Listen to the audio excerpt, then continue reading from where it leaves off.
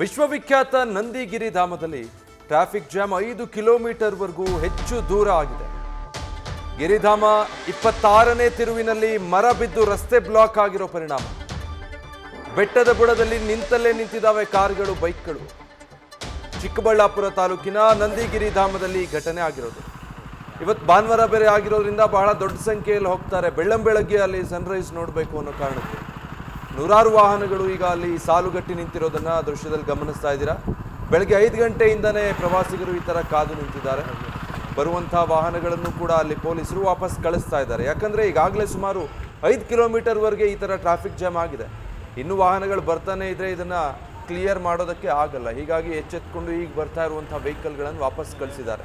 26ನೇ ತಿರುವಿನಲ್ಲಿ ಮರ ಬಿದ್ದೋಗಿದೆ. ಅಲ್ಲಿ ವಾಹನ ಸಂಚಾರಕ್ಕೆ ಸಾಧ್ಯ ಆಗ್ತಾ ಇಲ್ಲ. ಈ ಕಾರಣದಿಂದ ಈ ಥರ ಟ್ರಾಫಿಕ್ ಜಾಮ್ ಉಂಟಾಗ್ತಾ ಇರೋದು.